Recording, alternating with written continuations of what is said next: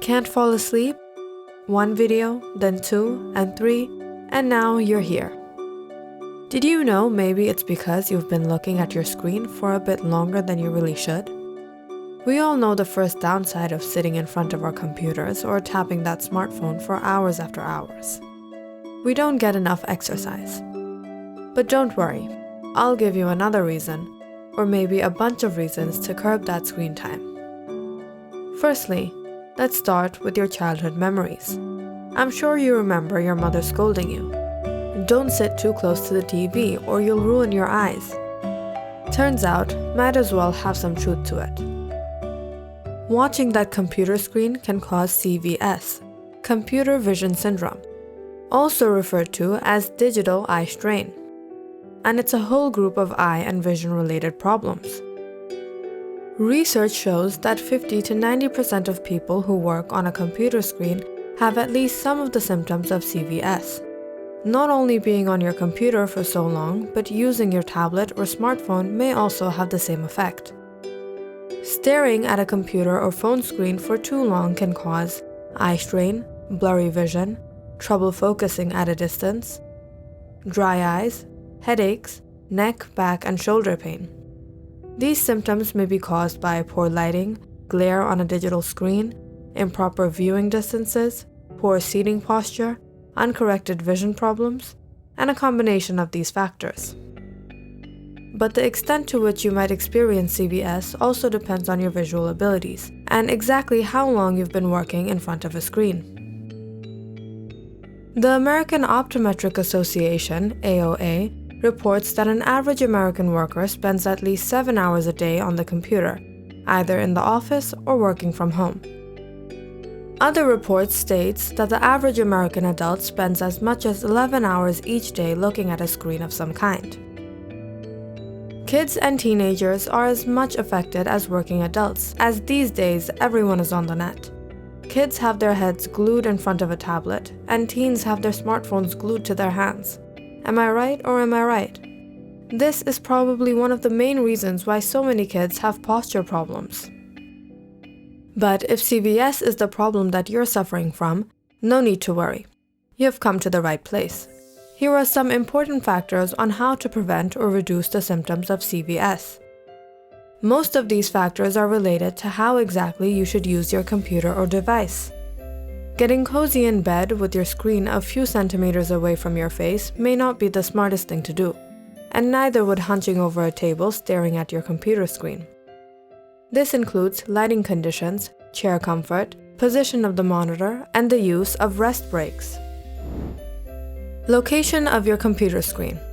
Your computer screen should be placed 4 to 5 inches below eye level, and it should be around 2 feet in distance from you. Lighting. Turn your computer brightness down to around the same brightness as your workspace. This not only saves your battery life, but also limits your exposure to excessive light. Position the computer screen to avoid glare, particularly from overhead lighting or windows. Anti-glare screens. If there is no way to minimize glare from light sources, consider using a screen glare filter. These filters decrease the amount of light reflected from the screen. Seating position. You might want to invest in a comfortable chair. And the main concern should be in maintaining your posture. It does get a little difficult to hold your back up when you're working for a few hours, so occasional breaks are also recommended. To prevent eye strain, try to rest your eyes when you're using the computer for long periods. Rest your eyes for 15 minutes after 2 hours of continuous computer use. And if you're one of those people who forget everything else that exists in the world once you start your work, you might as well download an app that will remind you to take those breaks. Aside from the horrible neck and back pain, slouching can cause other health concerns, like lowered oxygen to your brain. According to Cleveland Clinic, sitting in a slouched position obstructs your lungs' ability to expand, and inhaling less oxygen means your heart needs to work much harder to send more oxygen-carrying blood throughout your body and to your brain.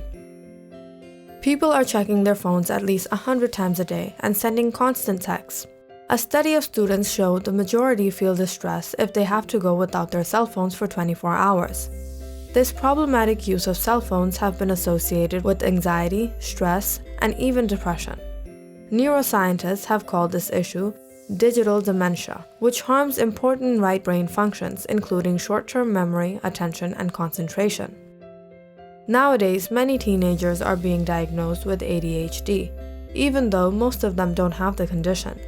And this is happening because their brains are so used to being stimulated, they lose the ability to concentrate, focus, and be organized in certain situations. And people who have an online gaming addiction show significant gray matter atrophy in different areas of the brain. These affected areas are in charge of critical cognitive functions such as planning, prioritizing, organizing, impulse control. These areas are also specifically involved in our development of empathy and compassion. Sometimes, when your Facebook page is getting too many likes and comments, it's hard to put that phone down without checking just one more time. And when you do it right before you plan on sleeping, 10 o'clock turns into 2 a.m. A number of studies have revealed that using LCD screens, especially if you bring it close to your face, can upset your natural sleep cycle. Not all light is bad for your sleep cycle, but blue light is. The blue light from screens keeps you awake by tricking the body into thinking it's day even if it's night, as our eyes are habituated to absorbing blue light from the sun in daylight hours. The blue light that your device gives off has been theorized to prevent the production of melatonin, the hormone that regulates sleep-wake cycles. Going on your phone may not be the solution to falling asleep, and as sleep deprivation can cause brain damage, and if you're experiencing insomnia because of too much time on your phone, then you could indirectly be hurting your brain. So if you're experiencing insomnia, short-term memory loss, anxiety, worsening vision, headaches, or brain fog, you should visit the doctor. And you might try limiting screen time and avoiding all screens at least 1 hour before bed, and taking the weekends off from social media. If you feel better, you have a clear sign of how screens are affecting you. Fun fact: did you know some of us forget to blink when we're using the computer? We are sometimes so focused that we let our eyes dry up in all that concentration. And studies show that computer users tend to blink less. So remember to blink now and then. I'm sure you won't miss anything in that blink of an eye. Like, share, and subscribe, and see you next time.